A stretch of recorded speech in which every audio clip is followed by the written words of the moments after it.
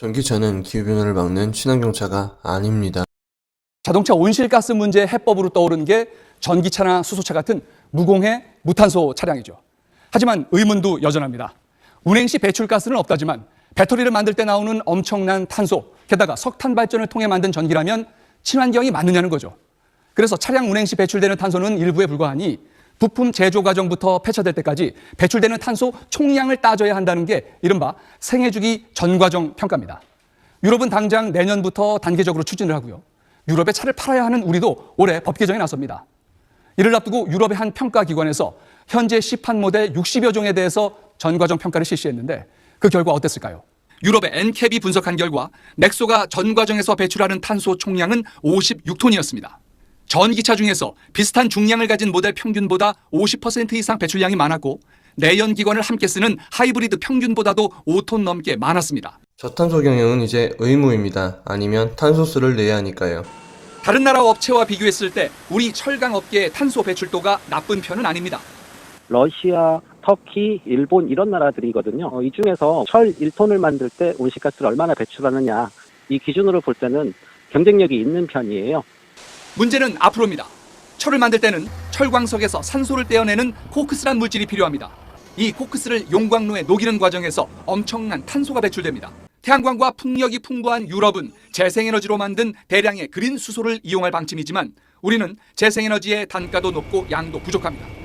유럽은 내년 10월부터 탄소 배출이 많은 수입품에 탄소 국경세를 시범 적용할 방침인데 EU 집행위와 의회는 추가 규제 마련에 합의했습니다.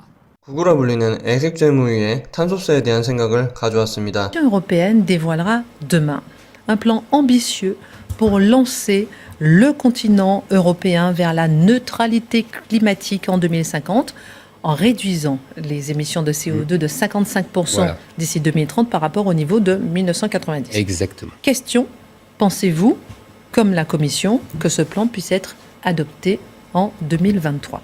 Alors, est-ce qu'il sera adopté? Pour l'instant, c'est pas gagné. Il faut bien comprendre que cette histoire de taxe carbone, qu'est-ce que c'est? C'est-à-dire que on va taxer les produits fabriqués à l'extérieur des frontières et qui ont été fabriqués dans des conditions qui ne respectent pas les normes environnementales européennes. Ça, c'est la chose simple. Maintenant, c'est une très vieille idée française. Jacques Chirac l'avait déjà proposé, puis Nicolas Sarkozy, puis François Hollande, puis Emmanuel Macron. Et bien tout simplement parce que les Allemands ne veulent pas. Et pourquoi les Allemands ne veulent pas? Pour une raison simple. Les Allemands, eux, contrairement à nous, ils ont une grosse industrie qui exporte énormément. Je crois que c'était 200 milliards d'euros l'excédent commercial allemand. Donc c'est colossal. Donc ils n'ont pas du tout envie de prendre le risque de subir des mesures de rétorsion par les gens, par les pays chez qui ils exportent.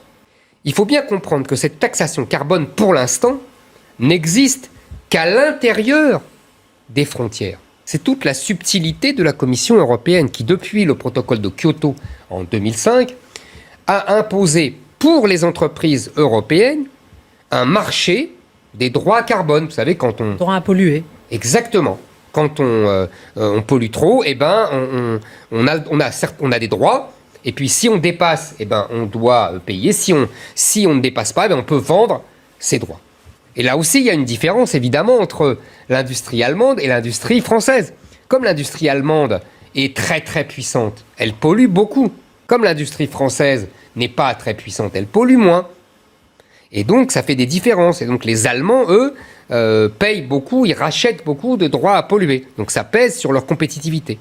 Tout simplement, vous avez bien compris que pourquoi la Commission européenne veut imposer une taxe carbone à l'extérieur.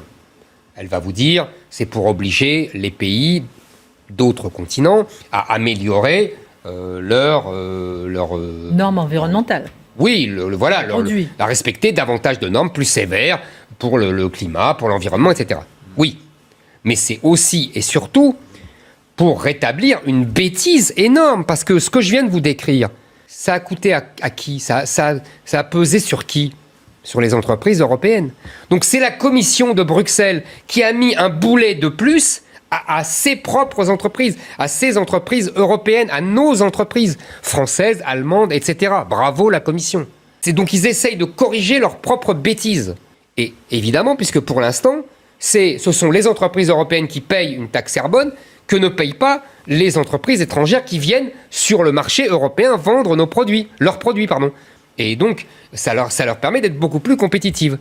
On va voir jusqu'où les Allemands vont résister. Peut-être que avec les prochaines élections législatives où on annonce la victoire des Verts, peut-être que ça va enfin...